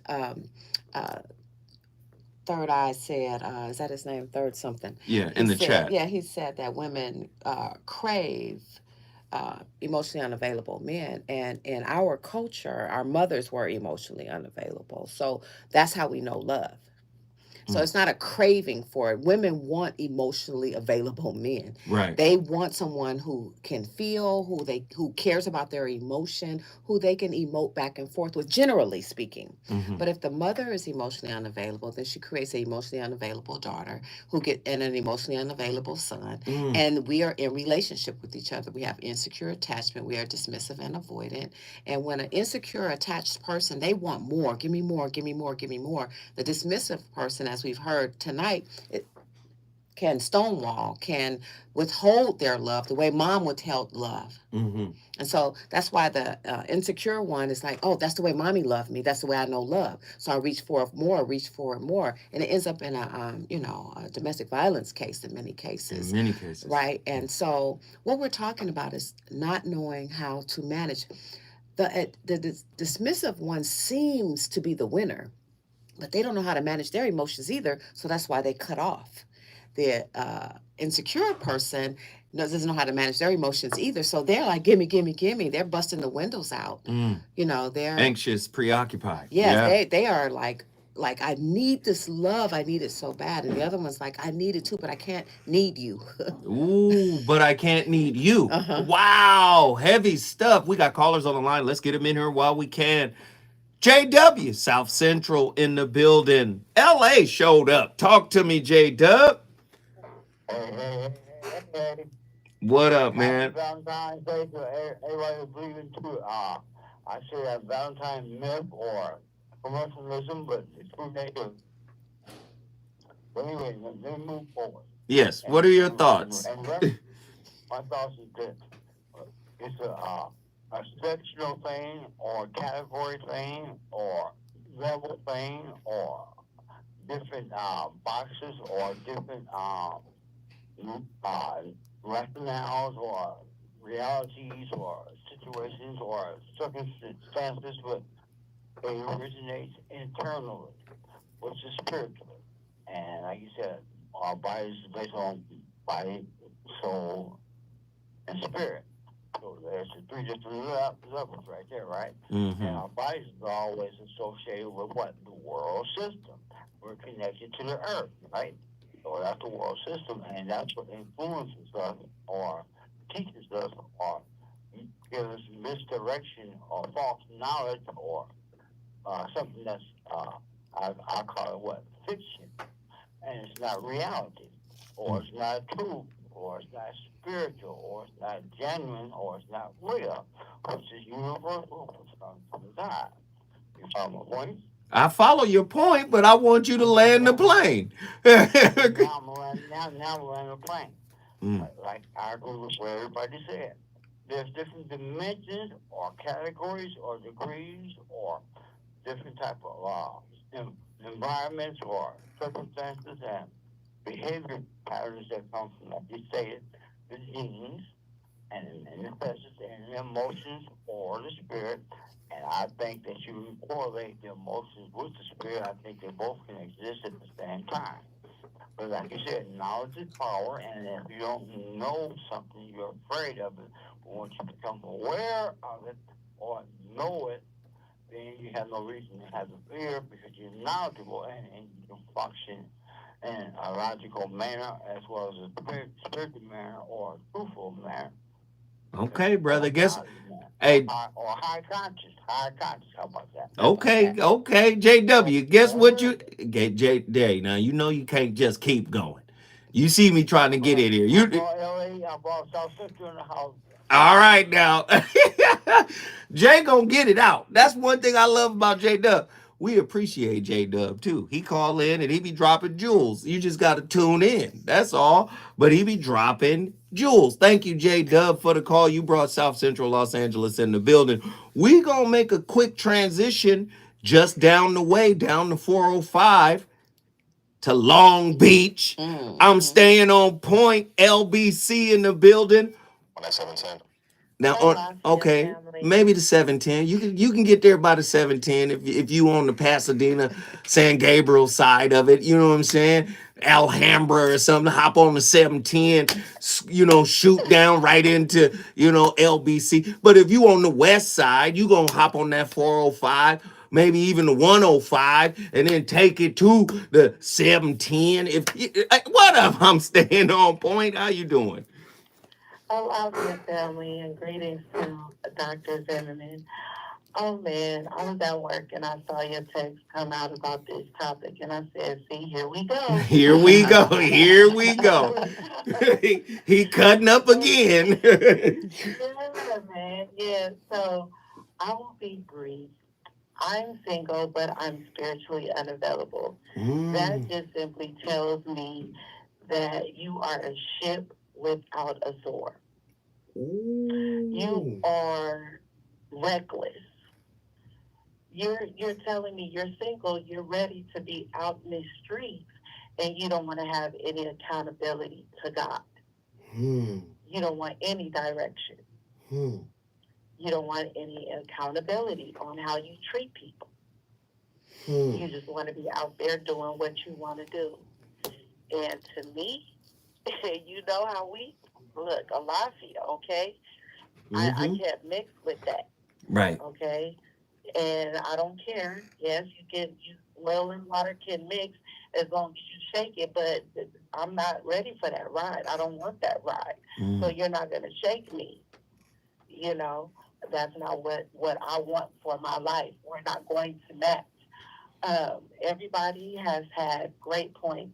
Doctor, you have been awesome. But this is just a red flag to me. It just says a person that doesn't want to live right. You know, they want to live life, or no, let me take that back. They want to have life live them. They don't want to live life. Ooh, and listen, you think you are disagreeing with us, but the reality of it is, child, you on point. See, y'all hear me say this, and I've been saying this. Well, let me see. March will be what, year number 2, 3? What is this? Yeah, for me. I've been saying this since I've been here, basically. Relationships are inherently spiritual. Yes. So if you cut off the spiritual piece and thus become spiritually unavailable, I was going to save this to the end, but you know, she done popped out the bag on me. but no, that's fine. She's absolutely correct. If you're only going for what feels good, you're not necessarily getting what is good for your higher elevation. But if I just think on my body, I'm only going to go after what feels good. If I don't know that relationships are spiritual and then I have an opportunity to unify with another frequency, I have the opportunity to join a grid, then I'm only going to join my vagina. I'm only going to join my penis. I'm seeking the physical component because I don't know that I'm not my body. Wait, stop it. Stay with us. I'm staying on point. When we come forward, we gonna come back with Shaka Khan through the fire.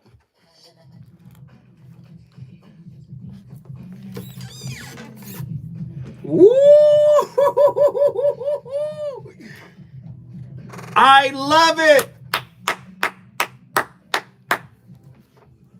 We cooking. This is a damn good show. Yeah, just added to dating each other. That's it. All week long. All week long. What do we start this week off with? What did I start this week off with? Let me see. I started this week off crazy. Right? Let's see. Let's see. Lives. All right. That was last week. Oh. How does PTRS affect a person's ability to form new relationships? Post-traumatic relationship syndrome. That's what we started this week on. PTRS. Then we hit them with the toxic text messages from narcissists. That was yesterday. Then today, I'm single, but I'm spiritually unavailable. Boy, we've been acting a complete fool all week long.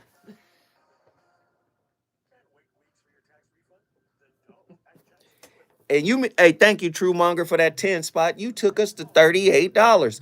We try to make $100 per show. And people in here, they said, nope, not today. Not today. We ain't. I couldn't hear JW very well. The audio was the issue. I'm going to... No, that's JW. That's how he talks. You heard everybody else, didn't you? That's JW. That's how he talks. Ain't nothing we can do. about how JW talks. All I could do as a good host is allow JW to finish talking. Because he'll feel some kind. You know, JW has called back and talked to Andy. Like, normally, Zoe let me talk a little longer. And what happened? I had to go in there on break one day and be like, JW, it's all good. I'm going to get you tomorrow, man. No, JW got like some hood spirituality. You better listen. You better listen to J-Dub. He got some hood spirituality, and I'm with him.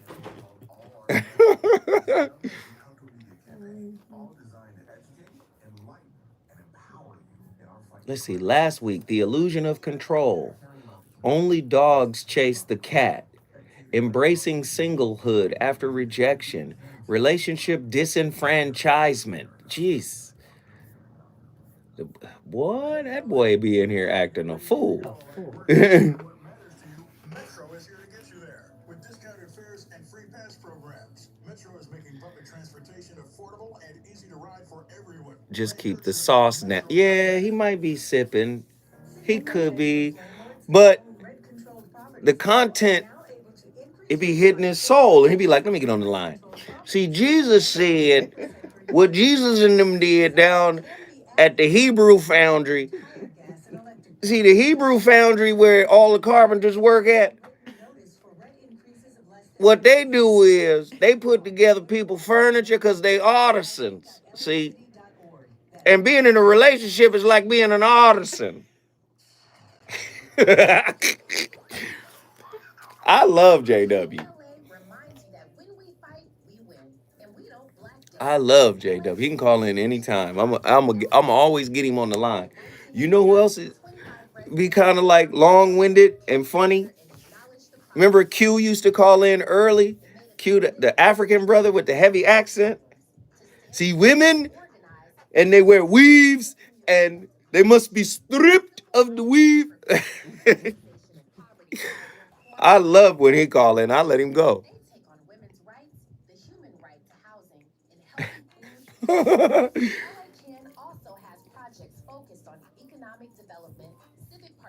You know this show is almost over. Just that quick. We come back at 36. I think we got a break at 44, another break at 50, and then that's it. I offer a subscription service to women. Huh? I offer a subscription service to women. You're going to have to, as soon as we come back, I want you to say it.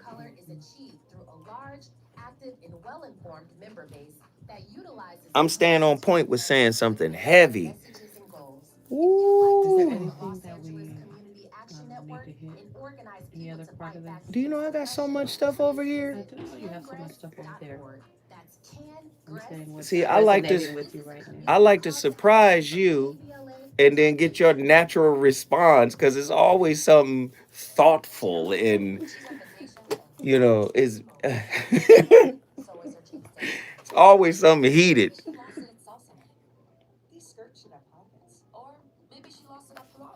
No, I should be asking you though. Is there something you want? All I know is you said you was a manifesting generator on the 3-5 line. Crazy. Lord have mercy. That's me.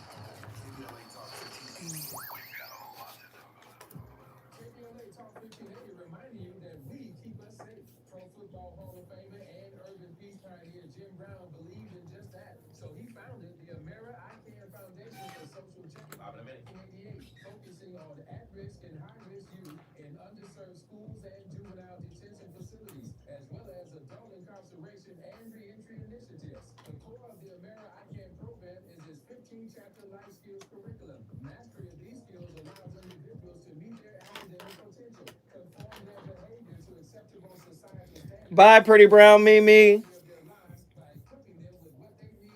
You ain't got to go though.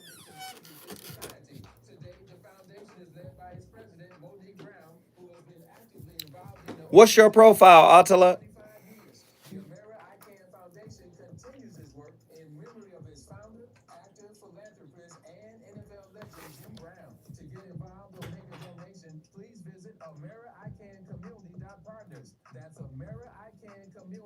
Partners. This is a community call to action from KBLA Talk 1580.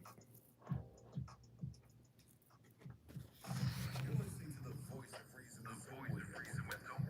Only on KBLA Talk 1580.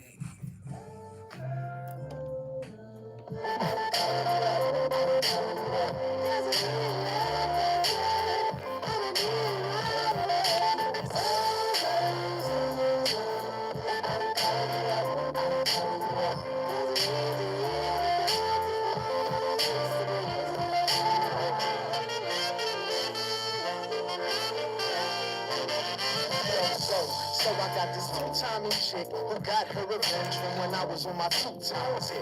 And even when I tried to correct it, she couldn't get past how she was disrespected. Neglected my effort, a her with no trust. Pretty games and affairs that be tearing us up. If things are picture perfect, is it really worth it? I have an idea, but I need to deserve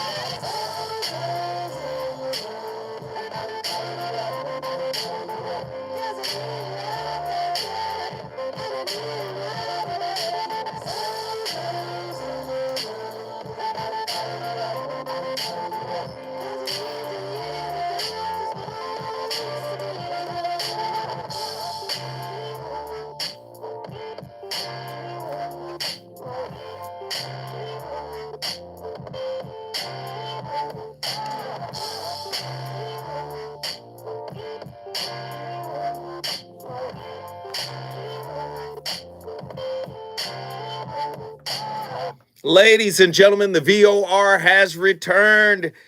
This topic is really triggering to me because it is peeling back some personal layers.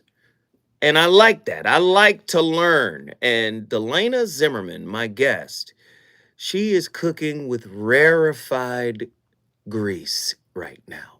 Grapeseed oil, avocado oil, even truffle oil. It is high cotton up in here, and she's giving us this information. And I love it. Tonight's topic, of course, another heater. I'm single, but I'm spiritually unavailable. And one of our callers, I'm staying on point out of the LBC. She's on the line right now. We're about to bring her right in. What's very interesting about what she said, she picked up on the impetus of why I created the topic, right? I'm single, but I'm spiritually unavailable. It is not just sending out a vibration that says, don't approach me. In a lot of ways, it's sending out a vibration that says, yes, approach me. So I can get drunk on the emotion that comes from superficial interaction. That's heavy. That's what I'm staying on point brought to the table. Are you there, young lady? Absolutely. Please talk to us more about that. And then we're going to have the doc break down what you're saying. Well, it's just pretty much what I've already said. You know, I'll probably be dating myself, but I thought of the old school car insurance commercial, survival insurance, and I said, I just can't take that ride. Right. So love me to me. Mm-hmm. And, you know, because if you're spiritually unavailable, then I must condone the behavior that's going to come with it. And I don't have time for that. I'm doing the work that I need to do. And so you're going to bring me back. You're going to take me back to a place where I have to dig myself out of another hole because you're not in it for the long haul. So it's you know, with you telling me that you're not spiritually available, thank you for letting me know. That's the warning label. I appreciate it. But you know what's really heavy? I want to throw this by both of you. Because I've heard people say this, and this has been kind of my thought process too. And that is, I've heard people say, call your energy back from those who you've shared this energy with. You can call it back, right? And I also see being spiritually unavailable in that context as well, by saying, you know, I've shared with people that didn't really appreciate it. So let me call it back to me. And maybe in doing that, I'm shutting myself down a little bit because I don't want to share my spirit right now. I don't want to share my spirit with someone else who doesn't value the human aspect of who I am. right? Because I believe in order to be in a healthy relationship, you have to be in a relationship with a whole human being. In other words, even aspects of themselves that you don't, of themselves that you don't like, right? Like, I don't like that about you, but the love I have for you is so genuine. You know, we can find ways to work through and evolve and level up or whatever. But if you can't be in love with the total me, it's like we're setting ourselves up for failure, in my opinion. What are your thoughts on pulling your energy back as a means of being spiritually unavailable, Dr. Zimmerman? And then we're going to I'm staying on point. I think it's an important thing to do is to not make yourself available if you're not available. It's responsible. You know, like the opposite of what we're talking about is that I am I'm not available to give you what you deserve because I have to first have a whole relationship with myself. Self-love is key in the restoration or the resetting or whatever it is that we want to call it, me coming back and recalibrating myself through my experience. But either I'm holding out for something else to happen with this person, so I'm spiritually unavailable for that.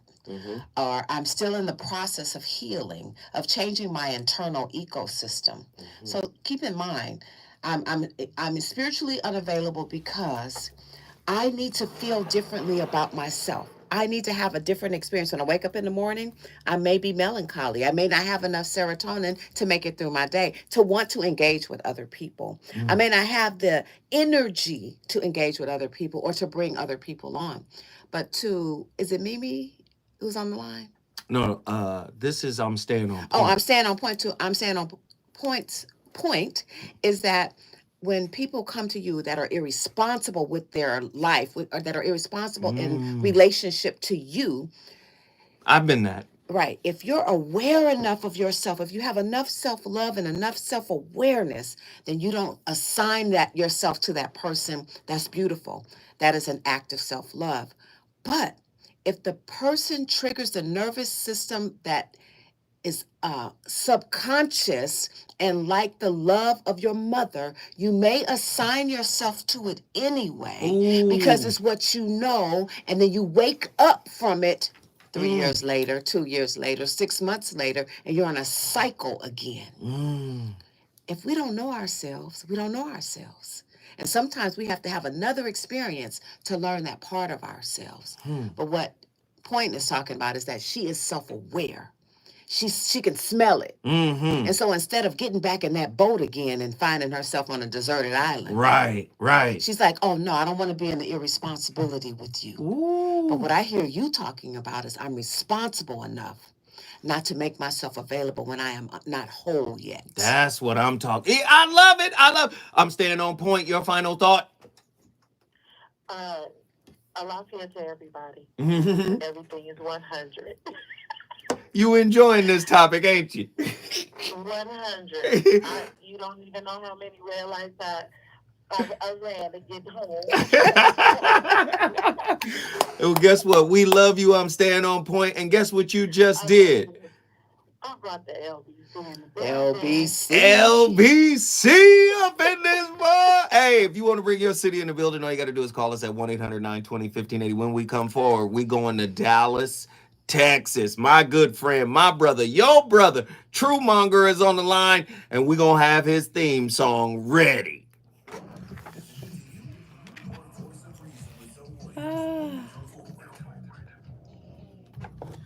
Truemonger got a theme song. He should. I love it. He should have a theme song.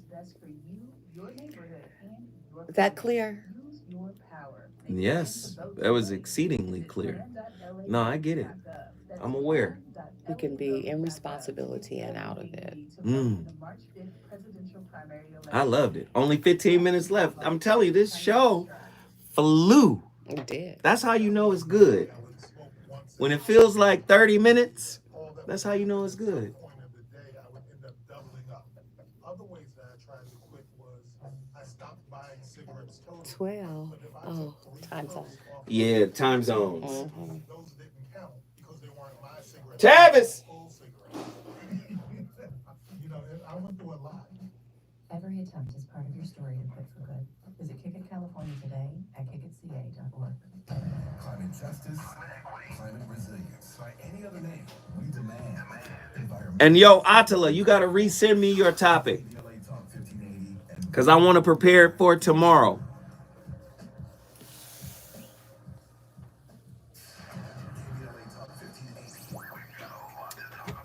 What up, Jill Monroe?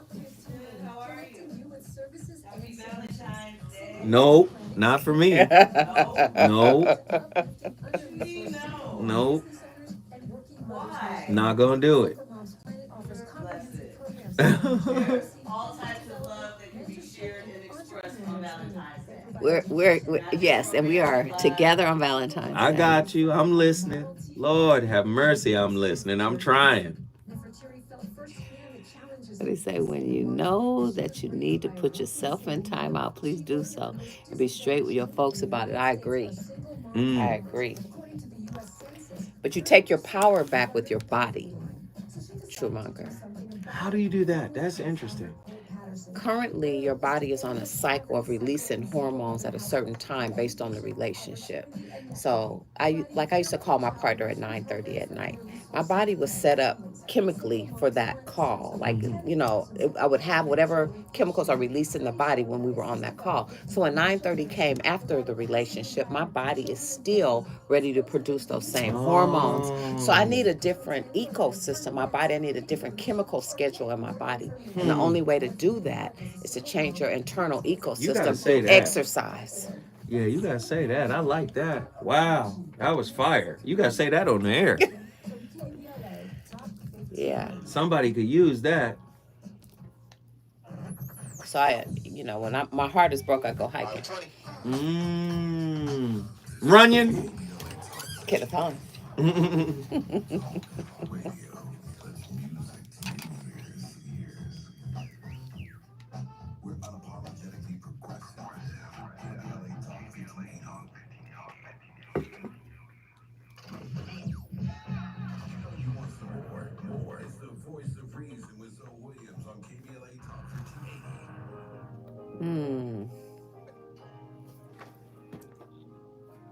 It's a good one. I love this song.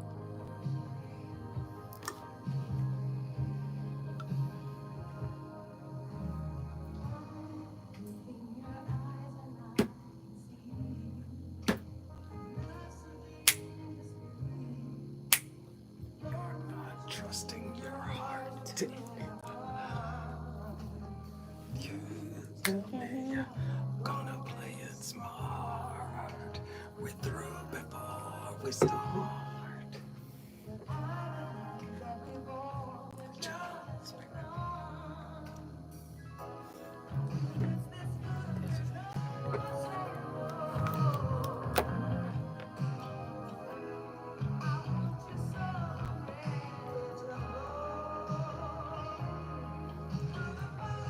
Okay, hold on.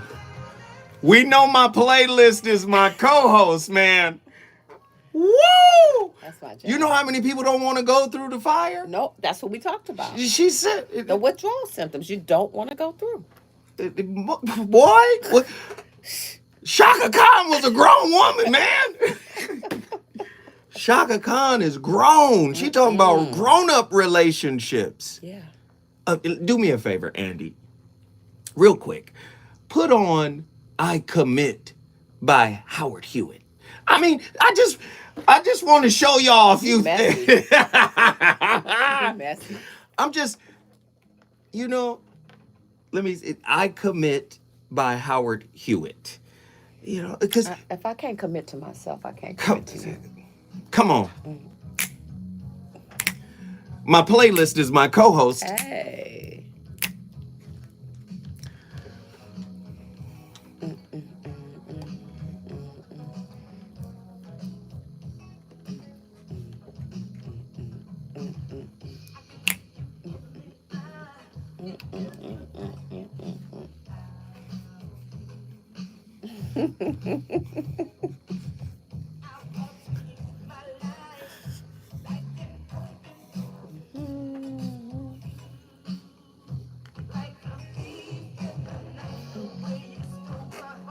Keep it. I don't want it back. Baby, I commit. Come on. Okay, one more. I got one more. Y'all know me. Y'all know how I do. What is it? I don't know if y'all ready for this one. I don't know if they're ready for this one. Are you? Okay. I'll think about it. Because I don't think they're ready. It's a Bilal record. What you know about Bilal? What you mean? What I know.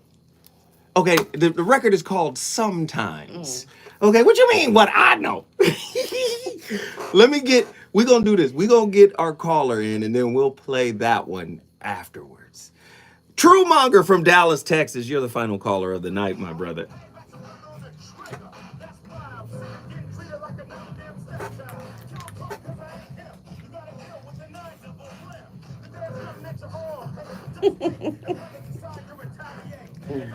True Monger's play.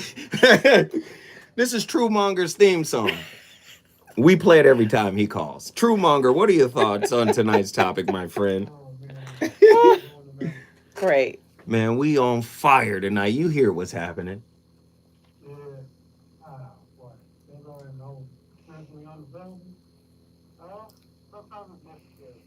Yes.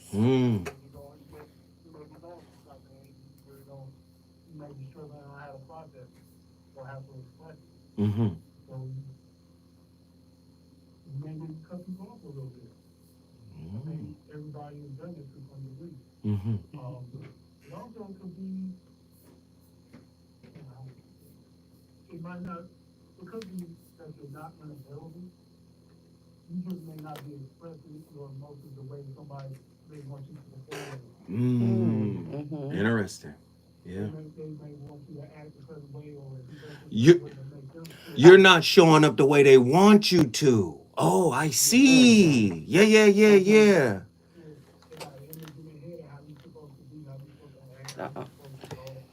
I'm like, you can't put me in a box like that. I'm going every day, whether you realize it or not. Right. We may not always discuss it. It might be some stuff that is just internally something I need to work on.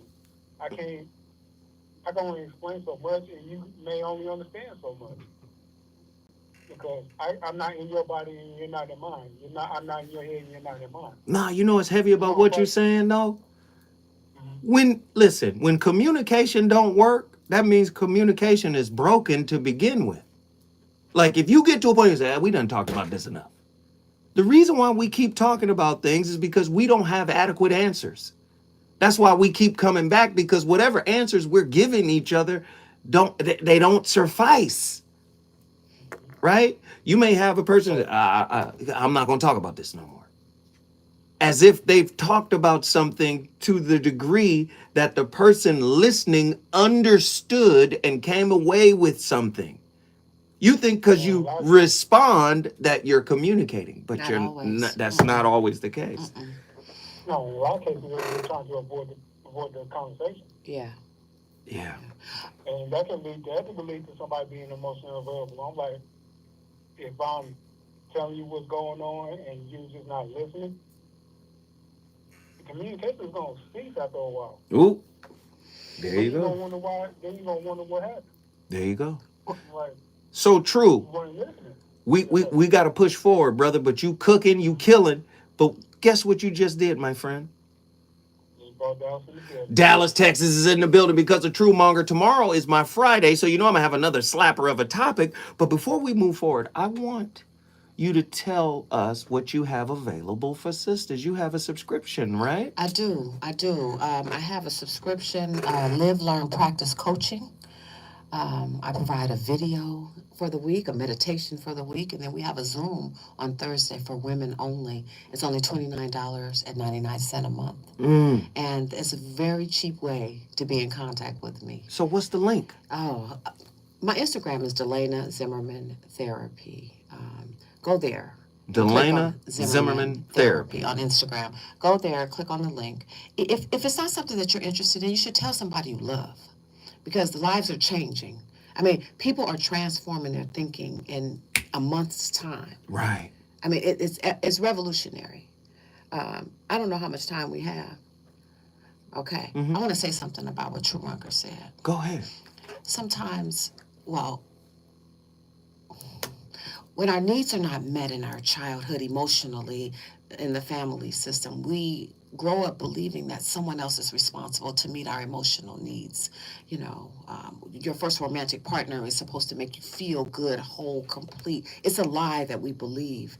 And so that's why we struggle in relationships with other people, because we have this perfect idea of what's supposed to happen.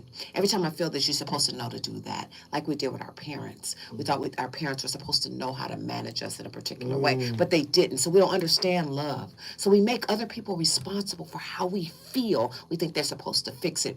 They're supposed to slam their hands down our throats and turn off the switch of disappointment, or turn off the switch of lack of trust. I have to be a secure person. You can't make me feel secure. You're not responsible for the thing that happens inside of me.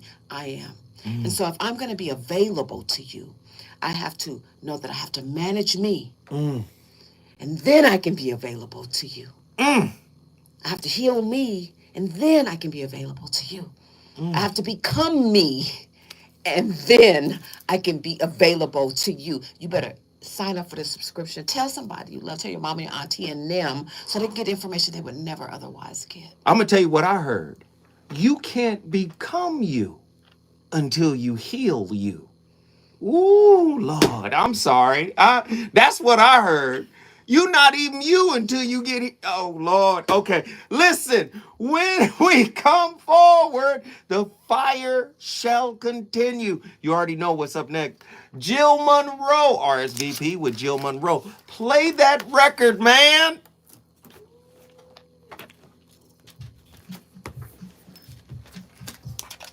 Ooh, chill. Fire. That was good. Fire. Everybody should sign up. Y'all should sign up. Get with the sister. She got good game. Sign up with her, all right? I hope y'all enjoyed the show. Appreciate y'all. Deuces.